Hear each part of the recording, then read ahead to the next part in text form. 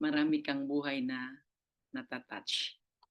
Alright, so thank you sa mga nasa Zoom, FB Live, at again, forever grateful si Mother sa VNC team.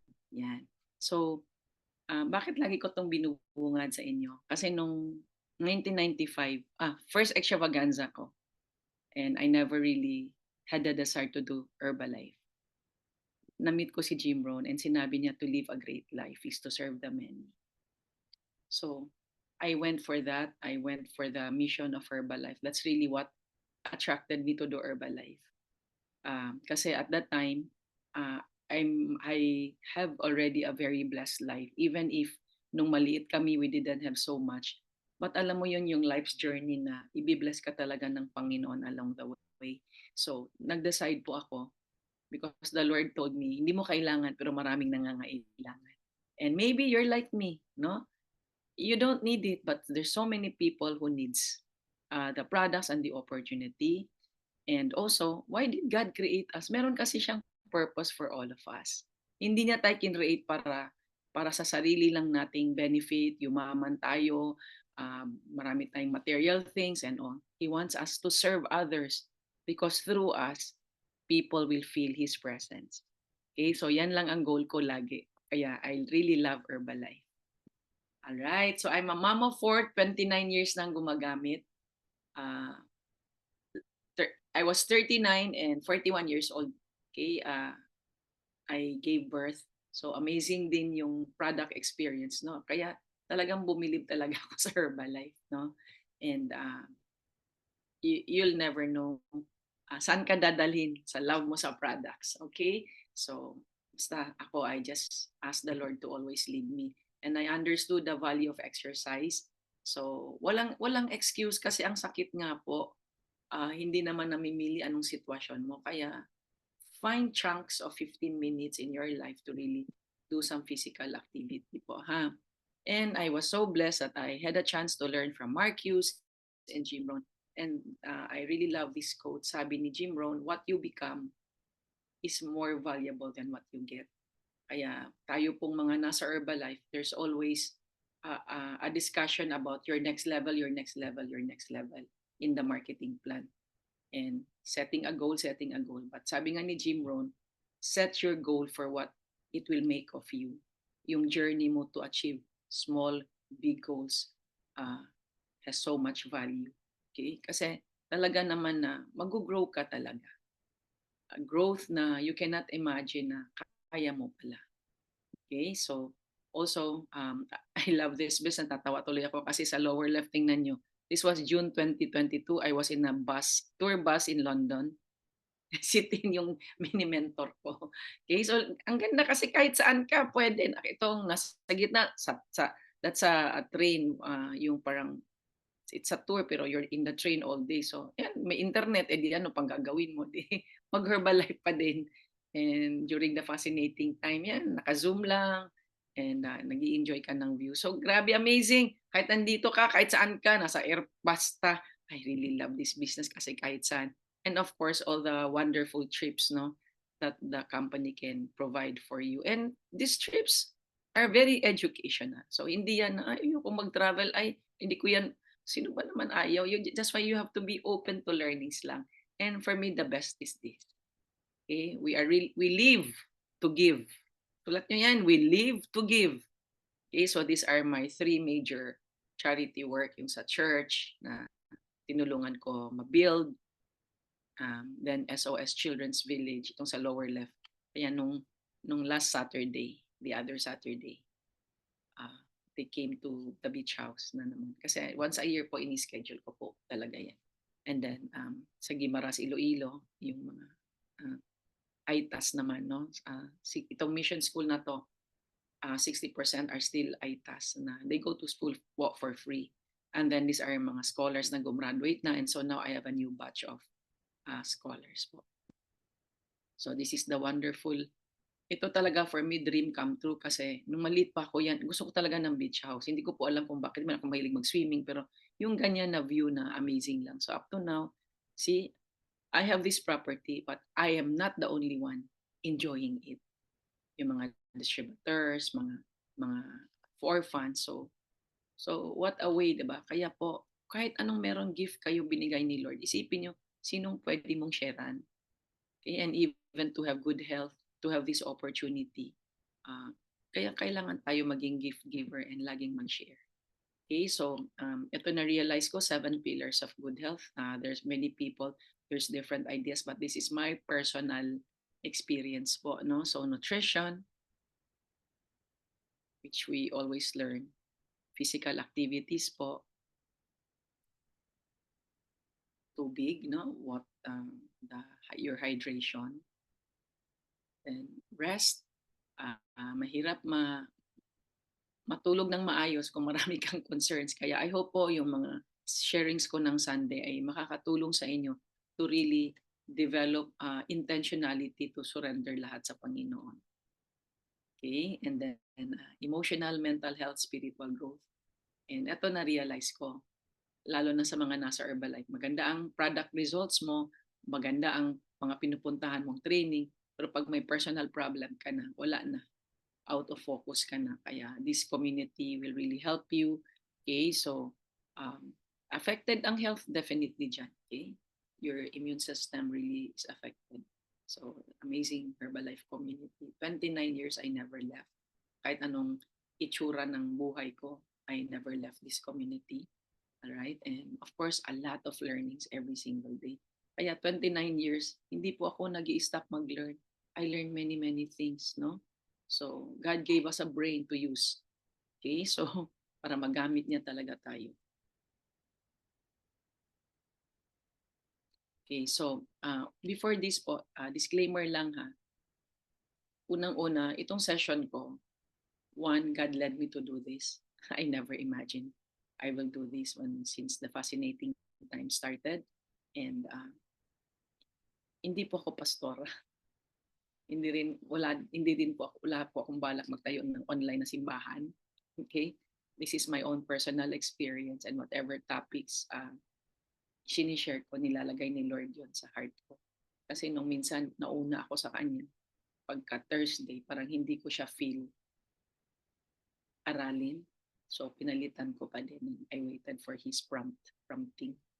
So yun, ganun po ako lagi. So I hope po today's message will also help you. So lagi ko naman sinasabi sa Panginoon, Lord, Holy Spirit, you take over. Masanay din po kayo in anything you do, whether it's Herbalife or not. You talk to somebody, you're studying something, sa anything you do. Ako, very intentional ako. Lagi kong sinasabi, Lord, take over. Holy Spirit, take over. Use me, O Lord. Ganun lang. Okay? So, yun po ha. So, I want to make that disclaimer. Also, this really helped me, and tamang-tama din si Pastor Rick Warren, the best-selling author of the book Purpose Driven Life. Senior din niya po ito. Kasi alam niyo tayo, we receive information every day. Pero pag hindi mo siya i-go through these 5 steps, hindi mo siya ma-internalize, hindi mo siya ma-master, and therefore you're not able to apply it. And many of us in Herbalife, yan ang problema. Marami naman inaral pero hindi ginawa. Okay? So walang action. So ayan po ha. So ang dami nyo na maririnig since kanina pa. Work on reading it. Okay raman mag-screenshot ba? Okay, so pag-aralan, memorize, meaning ano yung context or summary ng mga messages. And then pray about it. Kung alam mo, you really have to ask the Lord bakit the Lord allowed you to listen to this certain topic or certain conversation. Kasi that's how you will really, alam mo yung ma-internalize. Kaya use Sunday for that. Kasi kung nasa Herbalife ka, kulang ang 24 hours. Pero unahin niyo ang Panginoon. Yan talaga sobrang nakita ko po yung difference na unahin ko siya. And that's in Matthew 6:33. Seek ye first the kingdom of God, and everything shall be added unto you. So sobrang siya po mag-arrange lahat. Wala kayong kailangan ipoproblema. Siya mag-arrange lahat dun sa desire mo. Basta unahin mo siya. Okay? So I don't know why I'm saying that, but basta yan. Okay, si Lord, sabi ko lang naman, Lord, you just use me, take over, bahala ka dyan. Okay, so I keep repeating this every Sunday para matandaan natin, ha? When you use the gifts that God has given you, it is an act of worship. Kasi akala natin worship, magpunta lang ng simbahan, di ba? Mag-novena ka dyan, etc. No, God gave you so much potential for you to maximize to use it. And I really saw Herbalife in my 29 years. This is the best vehicle for you to express that. Ay yung mga thought na mahiyain ako kasi ganito lang ako. Forget about that. Those are the lies in the pit of hell from the enemy. Okay? So, anak ka ni Lord, lagi mong your value is not from the eyes of other people. Your value is not from the people who said something about you in the past. Your value is not connected to ano yung mga hindi maganda mong naranasan sa buhay mo. Okay? So, dito ko na-realize, no drama. Gusto mo blessings? No drama. Stop making drama. Kaya nagiging drama ka, nagiging drama queen ka. Kasi yung social media, yung telenovela, yung mga ganyan na puro drama, wala ka napupulot na maganda. Kaya you have to be very careful nung lalagay nyo sa mind nyo po, ha? Okay, so next, sabi sa John 15:8, when you produce much fruit, you are my true disciples. This brings great glory to my God, to my Father. Kaya lahat tayo may kakayanan. Binigay ni Lord yan, and I've experienced that. Konting gagawin mo pero sobrang grabing fruitfulness. Siya pa nga magbibigay sa'yo para magka-fruit ka eh. Okay? Sa siya unahin mo, siya ang superstar sa buhay mo, siya ba first love mo. Kaya ngayon yung ano ko nung few weeks ago, yung talagang tinanong niya, sino first love mo? Eh, yung ganon. Kasi we really tend to be very, very busy in Herbalife, lalo na po ako, dami kong aaralin, naming responsibilities. But everything is all good. Walang pa-stress kasi siya po bahala one after the other kung anong uunahin ko po. Okay? So, yan ha. So, when you produce much fruit, and diba in Herbalife, that is also what your leaders encourage you to be productive, diba? And kasi pag nakita results mo sa pag-Herbalife mo, sa products or sa opportunity, people get attracted to you. And walang kinalaman yon sa nakaraan mong sadness, sa nakaawa-awa mong background. Stop that. Walang emote. No drama if you want blessing. Okay? So, then, I started this series po last week, no? Yung Building on Values That Last. Siyempre, gusto mo ng life of significance, di ba? Life of contribution balang araw. So I started with choosing my standards last Sunday. You just go, it's your first time, just ask the person who invited you sa mapakinggan yung choosing my standards. Okay, so today, I'm going to talk about accepting responsibilities, and all the others is gagawin ko yan every Sunday. How many weeks it will take us? Okay, no problem. Okay, so yan talaga yung part ng series na gagawin ko. Okay, so this is accepting responsibility by Pastor Rick. Okay. So, before that po, no, may notes syempre. Wait lang, hindi ko alam kung saan ko sa ipoporma. Alam niyo ba yung side table, inakyat ko sa study table para makatayo ako. Anyway, doesn't matter. Okay. So, sabi ni Pastor Rick Warren, developing responsibility is a huge value in our personal life and lalo na sa Herbalife. Kasi if you don't, year after year after year, you grow. You're not, alam mo, hindi ka natuto talaga maging responsible sa sitwasyon mo at sa Herbalife mo. Ano mangyari? Diba? Imagine nyo lang. Hindi kayo responsible sa health niyo. Hindi kayo responsible sa mga blessings na binigay ng Panginoon sa inyo. Whether you're in Herbalife or not. So, anong mangyari sa iyo? Okay? So, sabi din niya, your greatest ability natin is responsibility.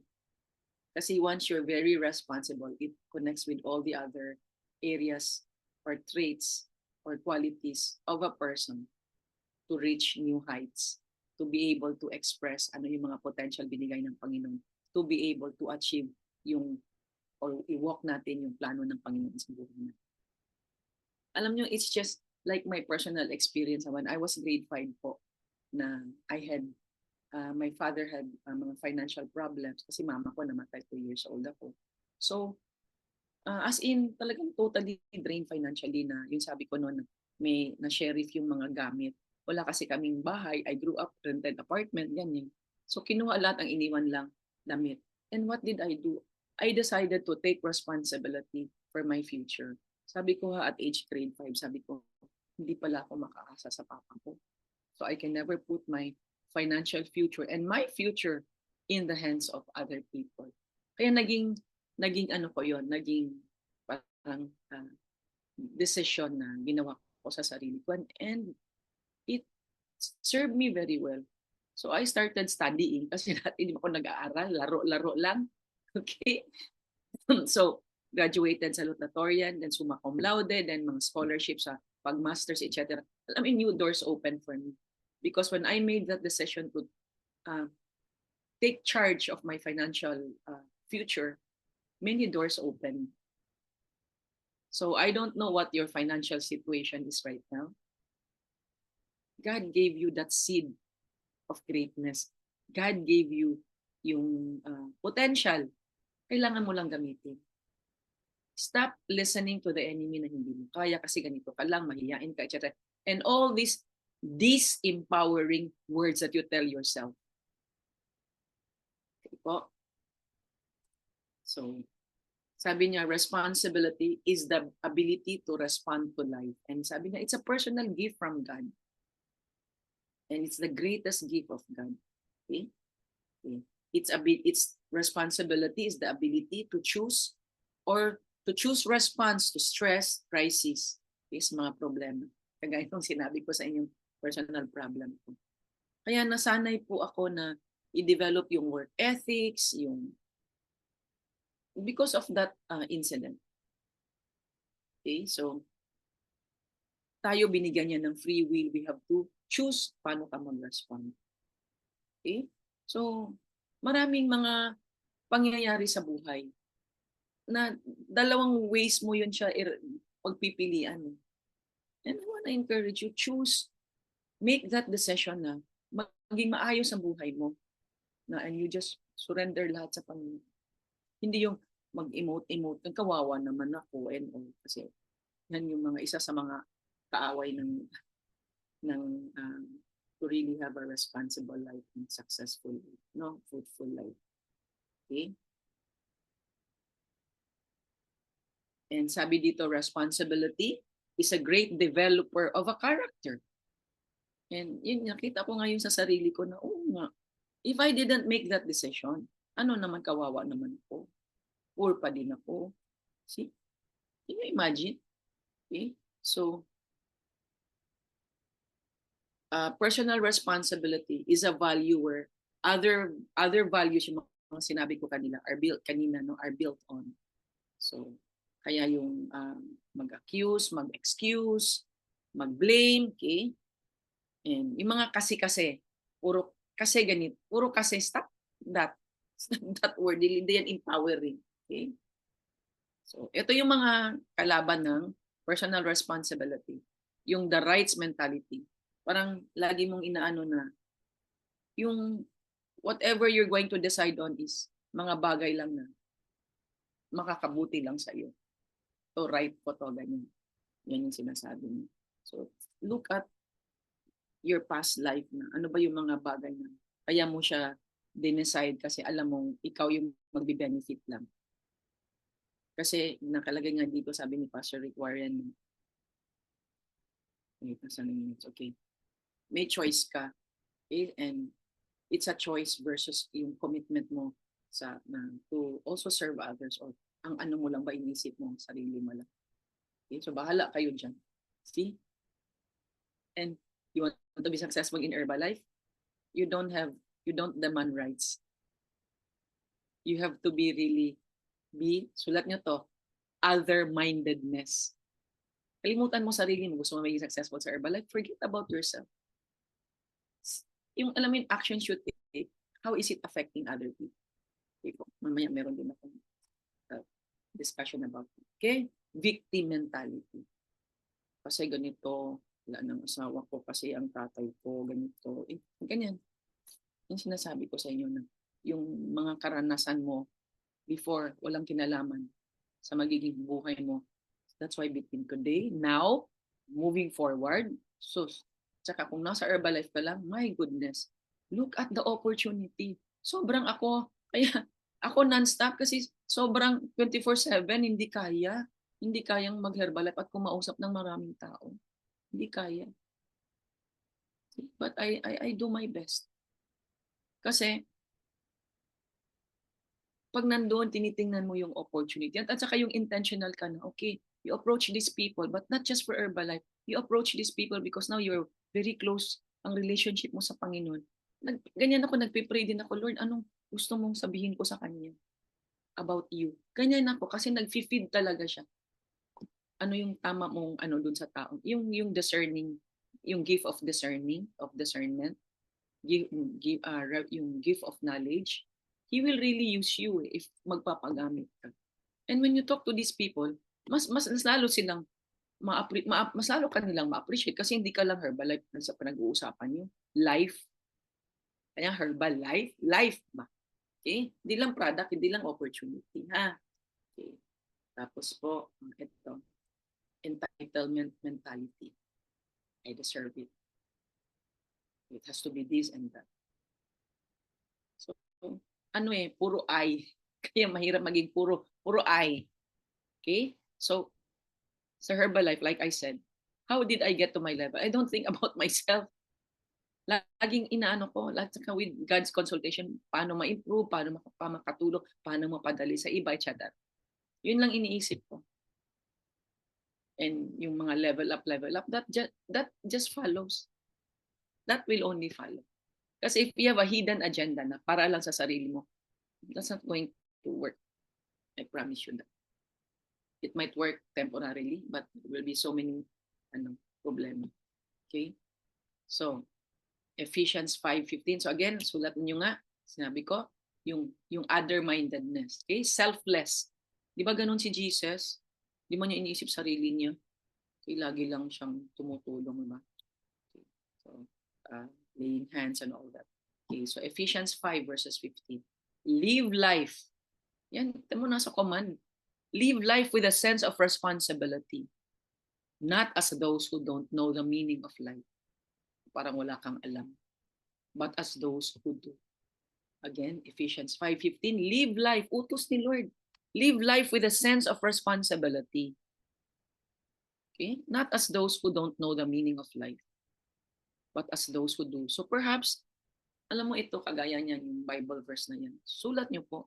Today, analyze mo sarili mo. Ask the Lord to give you enlightenment and revelation. Lord, saang area yung hindi ka pleased in terms of me handling that responsibility in that aspect? Kausapin mo siya, sasagot siya sa'yo. Sa heart mo. Okay? So, ano yun mga moments of ikaw lang yung nandyan, kausap mo siya. And ako, I always seek for that kasi busy baya tayo sa Herbalife.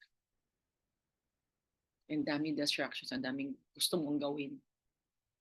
Pero talagang I really make time. Kasi ito lang siguro yung time na nagpapahinga ako. Kasi hindi pa ako nagpapahinga na nanonood ng balita, ng Netflix, nagso-social media. Pansinin niyo, the last siguro 2-3 months na, wala po ako halos post. Hindi ko na po kaya eh. Alam ko kailangan mag-social media. Pero alam mo, sinasabi ko kay Lord, bahala ka na, Lord.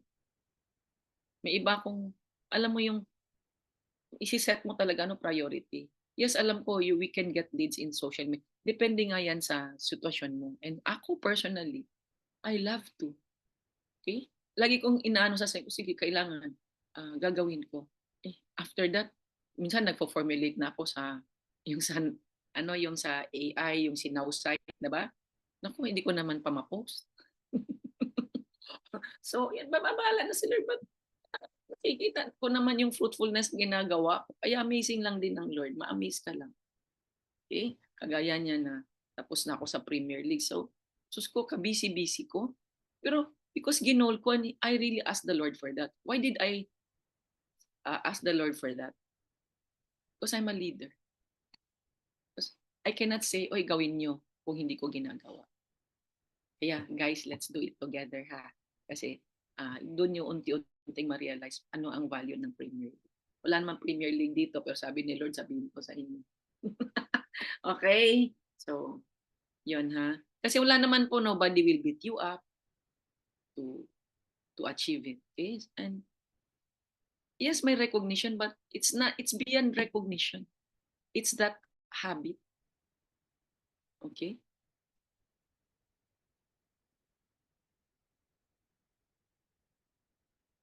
Okay, so ito po, why live responsibly? So yung kanina po ha, so okay, wait, balik lang muna ako dito. Sorry, sabi ni Lord, balik daw ako eh. So naalala niyo yung kalaban niyo sa responsibility. Tingnan niyo ano kayo dito sa mga tatlong to na pang sarili lang talaga. Do you need to work on any of these? Okay po? Okay. Pinabalik pa talaga ako. All right. So, so why live responsibly? Okay. So, number one, because God is watching me. Yan, sabihin mo yan sa sarili mo. Tinitingnan ka niya. Kahit na may ginagawa ka na walang taong nakatingin. Si Lord nakikita niya yan lahat. Ha? Okay. Okay. So Hebrews 4:13. Nothing in all the world can be hidden from God. God nga siya, di ba? Everything is open before Him.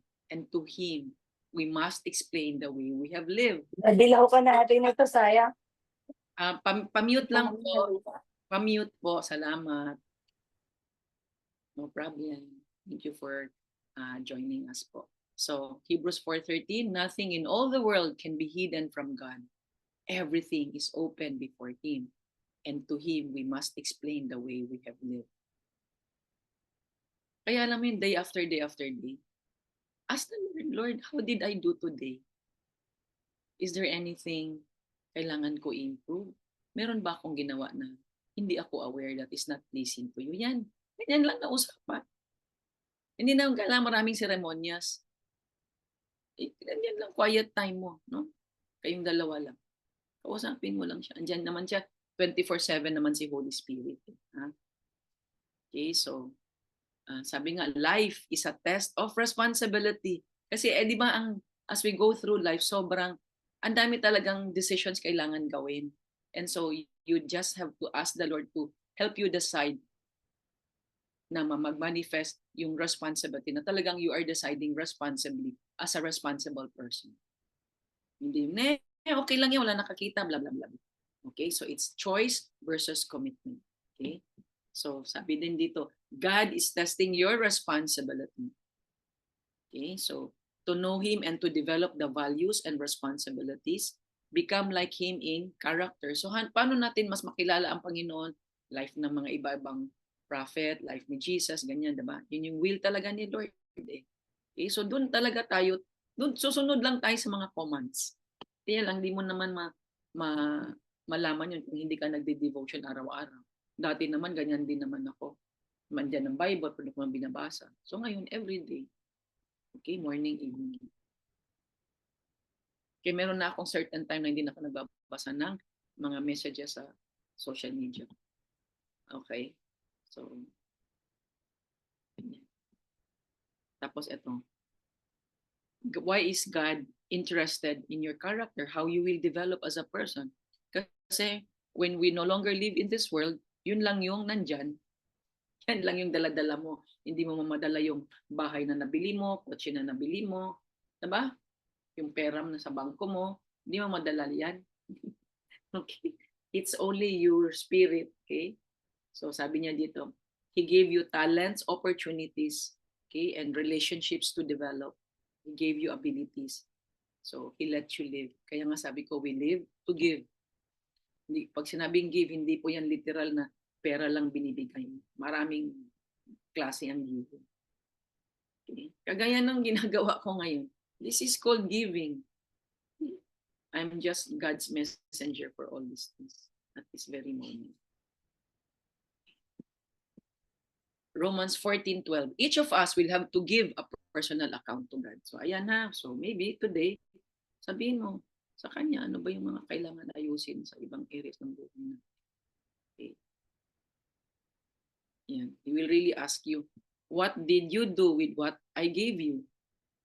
Did you use them wisely or selfishly? Okay, so be personally accountable. Okay? How we will live our life. And then sometimes, yun nga, sabi ni Pastor Rick Warren, minsan, sasabi na, ay, wala naman nakakita. Di ba nila alam? But yun, God never sleeps. Okay? He sees everything. Okay po? So another reason why we have to live responsibly, because others are affected by my life. It's like din na, ito lang, this is what comes out of my mind. Yung halimbawa, you have, example, husband and wife. Tapos merong ibang affair sa ibang tao. Okay? Siyempre, initially yan, walang makakakita, etc. Pero wala pong mga masamang ginagawa na hindi lalabas. Eventually it gets revealed. So what happens? It affects whatever decisions, whatever things you do, it affects other people in your life. Okay? So you just have, kaya nga, paano mo makontrol, mother? Adi, strong relationship sa Panginoon. That's the only one that will help you. Yung talagang, yan yung inaano sa spiritual mom ko na to really live a very, very pure life. You want blessing, live a life of holiness. Kasi minsan hindi man person to person yung may karelasyon or something like that. Yung pinapanood mo sa internet, yung mga pornography and all. I don't know why I'm saying those things, but lumabas, wala yan sa notes ko. Okay, but maybe some of you needs to hear that. Okay? You don't say, wala naman nakakita, ako lang naman, no? Eventually, habang kakapanood mo ng mga hindi ka aya-ayang panoorin, ma-affect ka, magbago ang ugali. Hindi mo lang alam yun, but it's going to slowly happen. Okay? So first, Corinthians 10:24. People should be concerned about others and not just about themselves. So, nasa commands ng Bible, di ba? Kaya nga, sabi ko, tingnan nyo, kaya sa Herbalife, you want to be successful? Yun po yun. It's not about you. It's about others. Okay?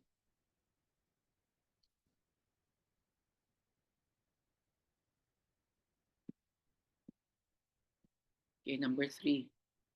Wait lang po ha. God rewards. Okay? Because God rewards my life. That's why it's worth taking responsibility kung ano man yung it's in front of you and you are really you are faced with it. Okay? And of course, you choose hingi kang wisdom kasi always remember this. The enemy is there. You don't see that. That's a spirit. Okay? Our Holy Spirit is also in you. So depende yan sinong pakikinggan mo. Kaya if you're always strong ang relationship mo sa Panginoon day after day because you have your devotion, for example. So you tend to live a responsible life. And in the end, grabe ang fruitfulness, blessings every day. Kaya in our prayer perimeter in the early mornings po, sobrang yan ang declaration namin. Thank you, Lord, for the blessings and miracles today. Hindi yung pagising punong-puno ng problema mo. Hindi. Declare mo po sa Biblia.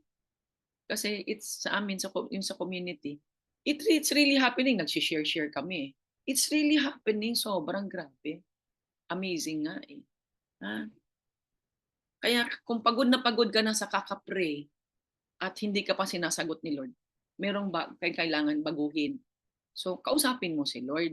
I-reveal niya sa'yo anong need mong gawin or baguhin para answered prayer. Okay? Kaya wala pong hindi ina-answer si Lord. Minsan, minsan apurado tayo. But God is never late. God is never late. Okay po? So, ito din po. Deuteronomy 28:2. You will experience all God's blessings if you obey the Lord. Oh, di ba? Wala pong blessings.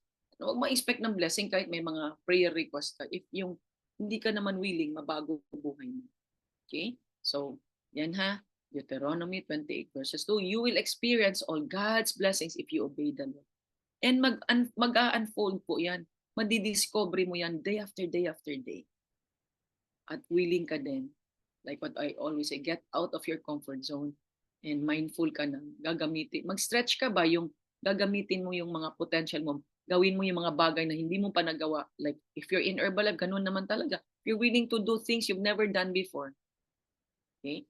So you will have things that you've never had before. Bakit? Willing kang mag ano gawa ng mga bagay na hindi mo pa nagawa. And kakayanin mo yan. Kayanin mo kasi kasama mo si Holy Spirit. Mainsulto naman ang Panginoon sa iyo. Okay? Hindi ka po niya kinreate to be a second-class citizen. Tandaan niyo po yan. Okay?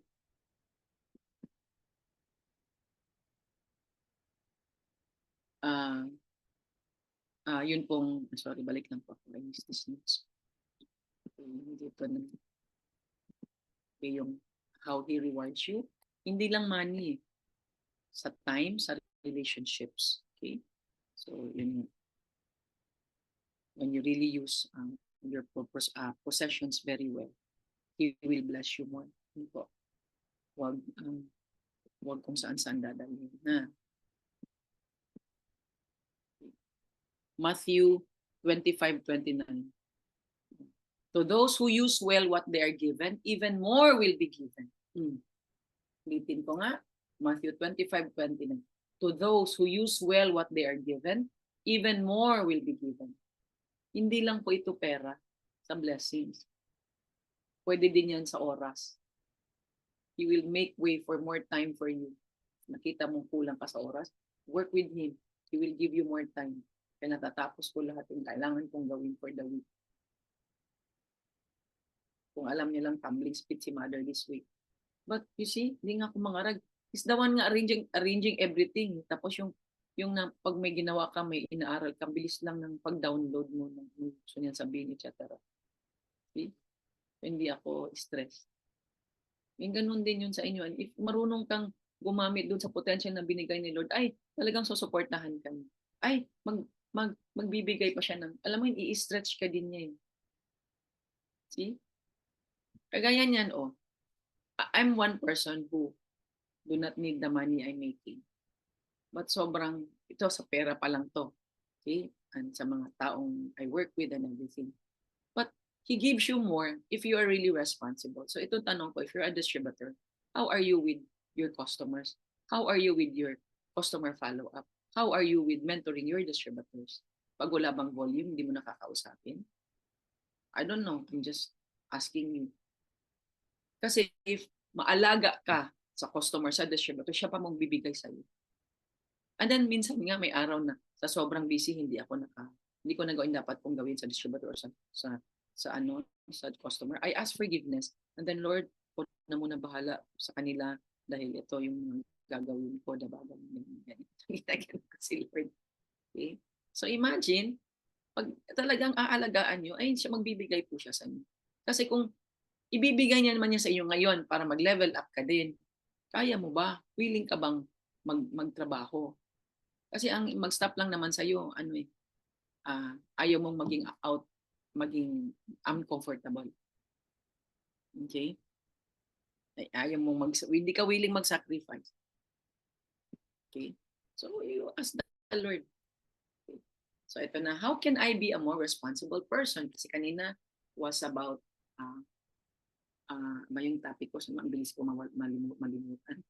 Why be responsible? Ngayon naman si how. How? Number 1, talagang inunan niya yan, no? Saving money. Okay? Saving money.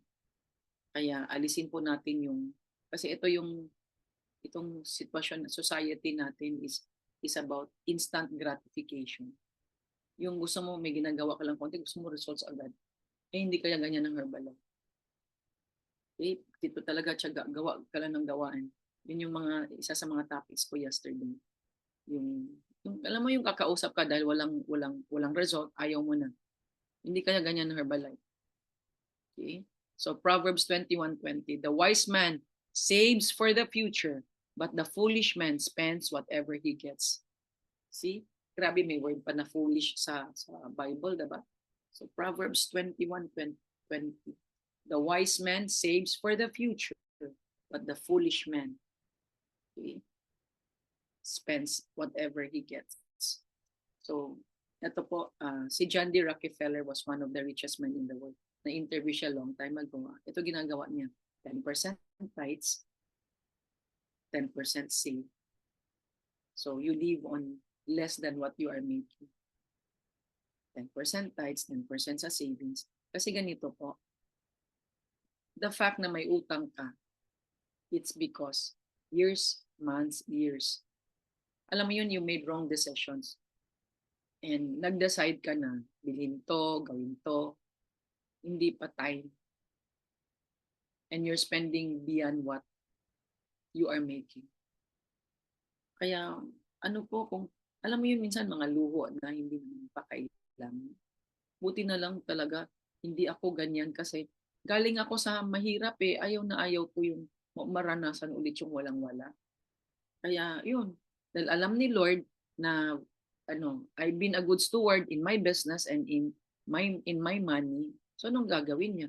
He will give you more. Yan kung mapapagkatiwalaan ka ba. So tingnan mo anong area sa buhay mo right now kailangan mo i-develop, okay? Kasi ito din, God uses money to test you. Okay? And at the same time, yung abilities na binibigay niya sa'yo. Okay? So, to whom much is given. Diba sabi din yan sa Bible. Lagi natin yan narinig din kay Michael O. Johnson, to whom much is given, much is required. Okay. Tapos po, Ecclesiastes 7:4. The full thing's only about having a good time now. Okay. Meron akong parang belief nung nag-aaral ako na, sige, hayaan lang maghirap ngayon para in the future maging maginhawa. Which is really what I did. Studied, gave up many things, gave up parties. Even nung high school, wala akong party. Walang gimmick-gimmick. Kaya hindi pa ako lumaki na natutong uminom ng beer, ganyan-ganyan. Wala. Yan, nag-aaral lang talaga ako. Okay? So, kasi nga, nandun na yung thought ko, nag-decide na ako na I cannot put my future in the hands of others. So, isa pa po, how can I be a more responsible person? Iba kanina, save money. Number 2, by controlling my reactions. Yeah, for me, laking tulong nang I develop yung walk ko sa Panginoon, really developing relationship, really learning, deepening my understanding of different Bible verses day after day after day. Kasi sobrang pag nasa heart mo siya, nasa mind mo.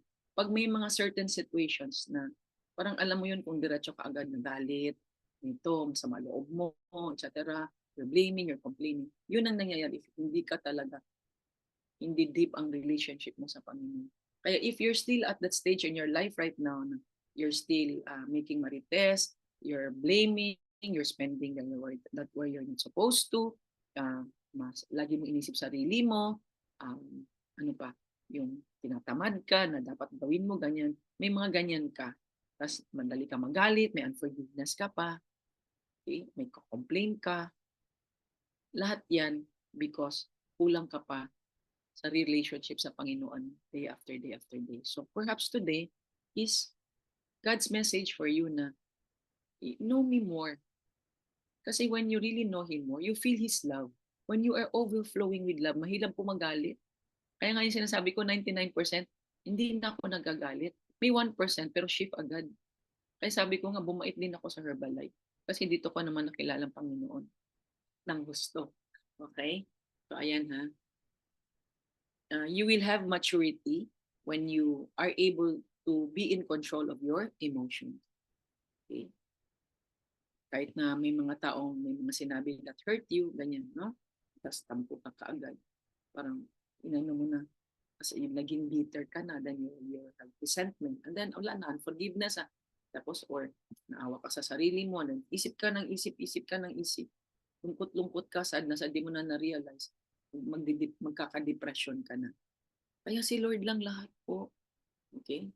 So, ito pa, yung burst of emotions na. Kaya kailangan po, isipin muna natin bago natin ilabas sa bibig natin. Kasi once lumabas, at you're at the height of your emotion, hindi mo na yun po pwedeng burahin. Okay? Yung nakapagbitaw ka ng hindi magandang salita. Okay, Proverbs 29:11. A fool expresses expresses all his emotions, but a wise person controls them. So yun, God calls people fool pag yung kung anong lumalabas sa bibig nila dahil sa sobrang galit nila, etc., whatever it is. Okay? Isa pa po, Matthew 12:36. People will be responsible for every careless word they've said. Oops. Ingatan natin. I also said that yesterday. Okay. Kasi our tongue, nandyan ang gusto mong i-command sa sarili mo, life or blessings or curse. So, lahat ito, reminder. Kanya ba ang ganda ng mga Bible verses? Talagang nire-remind tayo para maging para mabait tayo. At kung mabait na tayo, we are very obedient, and blessings will flow. Kaya nga, when there is obedience, there is blessings.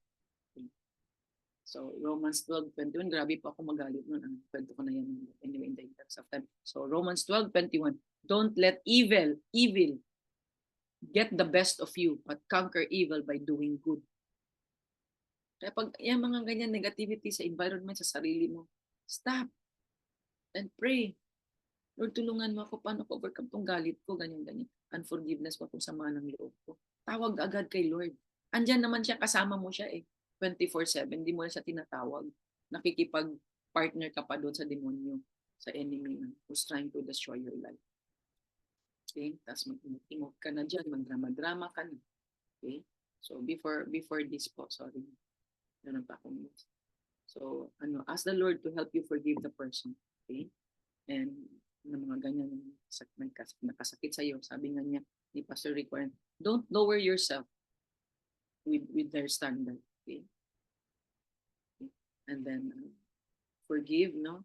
And then turn good into evil, because yun yung ma-reap mo, ma-harvest mo. You're planting good all the time. Kahit na kung inano-ano ka na dyan, inaapi-api ka na, feel mo inaapi ka, victim ka. Okay, forget about that. Kaya nga hindi po pwede magdrama. Gusto mo blessing, stop making drama, stop making emote. Okay, number 3, by guarding my mind. Our mind controls our feelings, di ba? Noon, naaral na natin yan. Kung anong meron dito, it controls how we feel, okay? And then feelings will affect our decisions and then actions that we take. Konektado lahat. Kaya everyday, ano ba yung nandito sa pinapasok mo sa mind mo? Kaya nga napakaganda po ng na meron kang devotion everyday.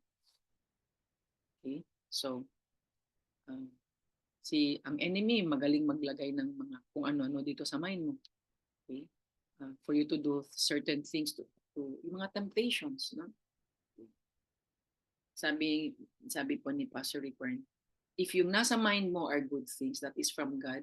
If they're inspiring you, they are good, okay? It's empowering you, that's from God. All right? But if it's parang you're going to be tempted to do something na alam mo hindi naman tama pero you're doing it anyway, that is from the enemy. Okay? So Proverbs 15 verses 14. A wise person is hungry for truth while the fool feeds on trash. Okay? So, yan, talagang tayo po, we have a decision to make. Sa isang sitwasyon, sa isang learning, are you going to live responsibly? Apply that, or doon ka na naman sa pag-emote mo, sa pagdrama mo, balik ka sa dati mong ugali. Then you wonder why your life is still the same. Okay? So, wait lang po. So, ito pa po. Sabi niya, sorry naman. Okay, dito sa, a wise person is hungry for truth while the fool feeds on trash. So, anong ibig sabi niya ditong trash? Okay? Yung mga pinapanood niyo, TV programs, movies, yung mga ini-scroll nyo, if it's not going to help you become the person you want to become, the way God wants you to be, then that's waste of time, diba? Those are trash. Okay, anong value doon sa mo? Okay. Kaya nga, ko sinasabi, wala talaga akong time mag-like, comment. Paminsan-minsan lang, bihirang-bihira. Okay? Kasi can you imagine ilang oras mo gagawin yan? Diyos ko. Okay? So, wala na akong magawa. Okay? So, yan po. Okay. And then, isa pa. Alam mo yung, Kasi pag once you're grounded on God's word, alam na alam mo eh. Is this something that is of value to learn, to talk about, or hindi? Kasi pag hindi, then that's trash you put in your head. Ano yan eh, garbage in, garbage out. Okay? Kaya ako, maano ako diyan, telenovela, yung mga, alam mo yung, ito pa yung mga TV program na, alam mo yung ina-idolize yung mga artistang, kikita mo naman yung mga moral values ay questionable. Things like that. That's for me, that's trash. Okay? So, anyway, number 4, by admitting my mistakes, that means I am um, wanting to live a life of responsibility po. So Proverbs 28:13. A man who refuses to admit his mistakes can never be successful. But if he confesses and forsakes them, he gets another chance. So yun ha. Okay. Lagi kong sinasabi, God is a God of second chance. So a man who refuses to admit his mistakes can never be successful. But if he confesses and forsakes them, he gets another chance. Okay. Kaya dito, very big ka dapat sa humility. Okay? And sabi ni Pastor Rick Warren, God can make good out of our mistakes. Yung mga ginawa natin hindi tama, itatama niya yan para mag-learn tayo at mag-grow tayo.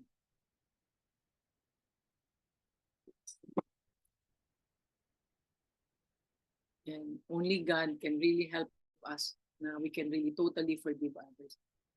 Alam mo yung sinong makatulong mabago puso natin? Si Lord lang talaga. Presence ni Holy Spirit, walang iba. Okay? Walang law of attraction or alam mo yung think positive that will help you. It's God's presence in your life. Okay? The Holy Spirit will really totally change your heart. Kailangan tayo talaga operahan sa puso. Not literal ha. Okay.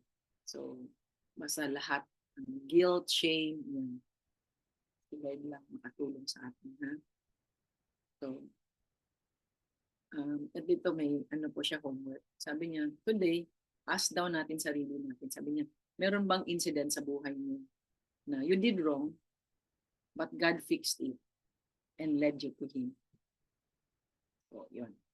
Do you have that experience na you did something na hindi ka aya-aya kay Lord, pero He led you to that path na you'll develop relationship with Him. So, ganyan talaga tayo niya kamahal, di ba?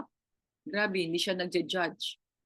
Okay, so He gives us another chance. So Hosea 4 verses 4, don't point your finger at someone else and try to pass the blame.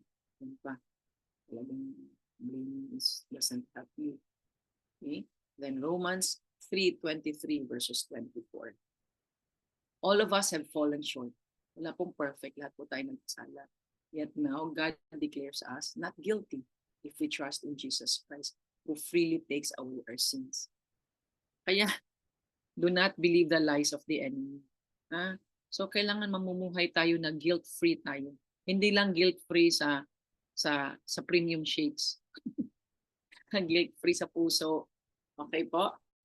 Na, yes, we committed mistakes, we committed sins, pero buti na lang, grabe si Lord sa forgiveness. And grabe din ang enemy magsabi, oh, ganito ka, and all that. Kaya huwag kang maniwala. Mamili ka eh. Ha? Okay. So, I think that this one ends my sharing po. Okay. So, I hope po, oops, ang galing sweater po. Okay. So, ano pa lang. I'll stop share and then look at all of you.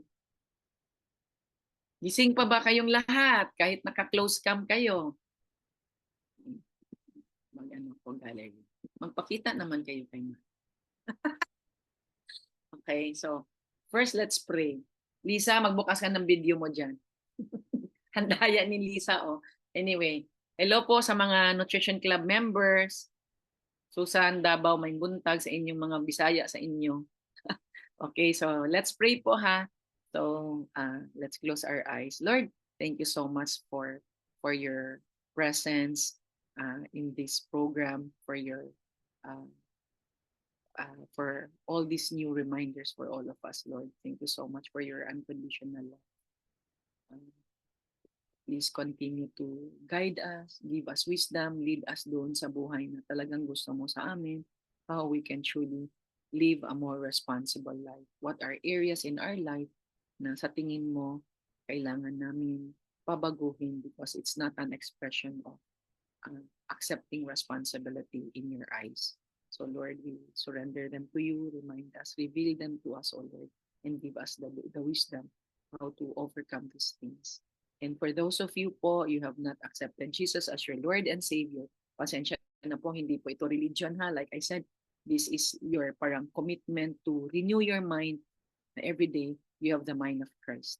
Alright? So, just follow after me lang. I want to invite you. And all of us na you have acknowledged God as our Savior and our Lord, we can still renew our vows with Him, our covenant with Him as our Father. So, Lord, forgive me for my sins.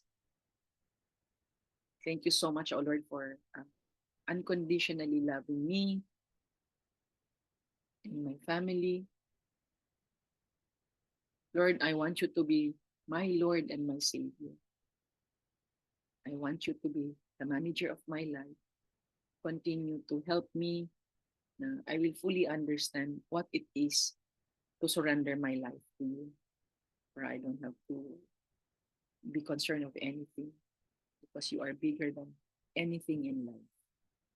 Thank you so much, O Lord, for the love and the daily blessings and miracles that you have prepared ahead of us, O Lord, para maging worthy din kami na ma-receive yung mga blessings. So maraming salamat po, Lord.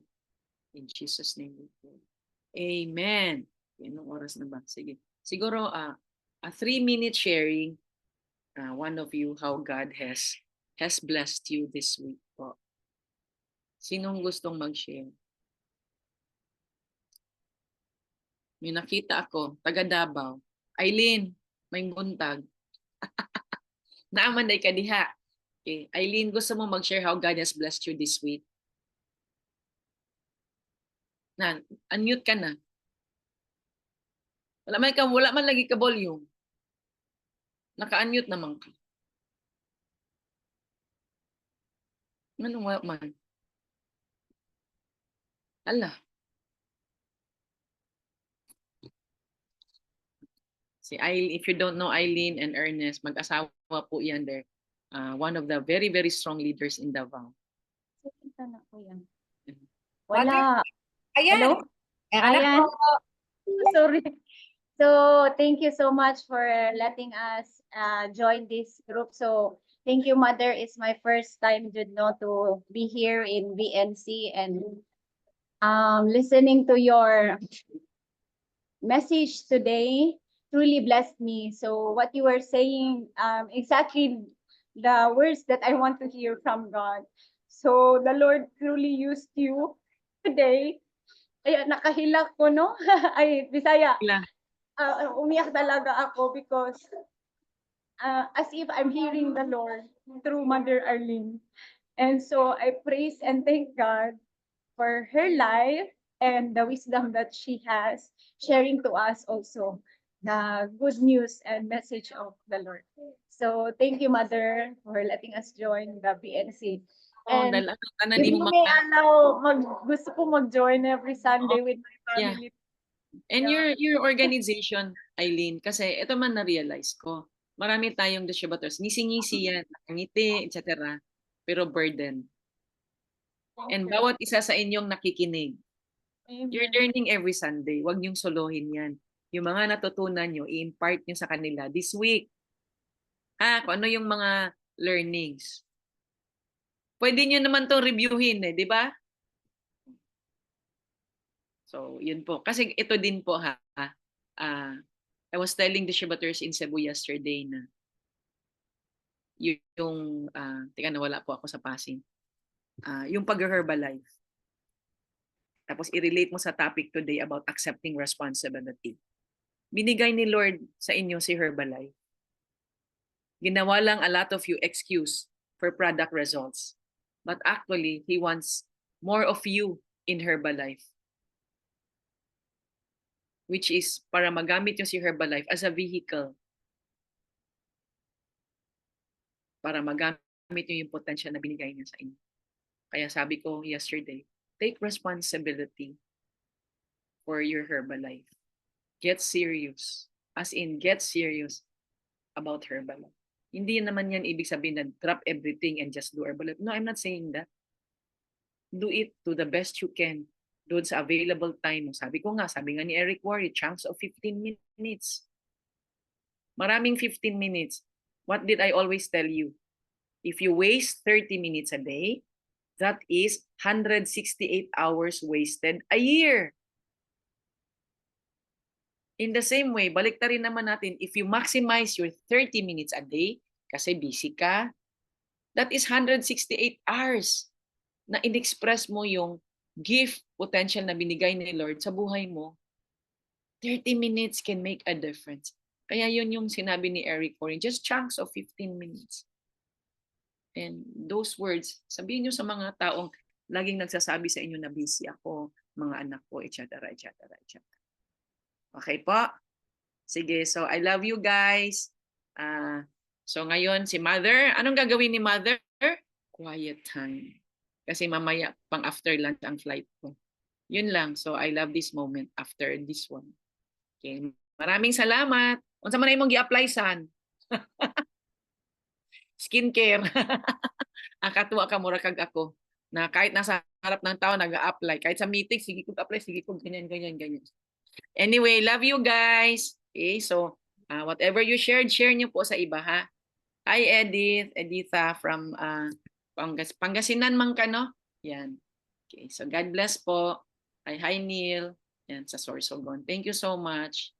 All right. Congratulations sila. Bye! Opo. So, Mother, thank you so much. At salamat din sa lahat ng mga nakasama natin ngayon dito sa ating Virtual Nutrition Club. No?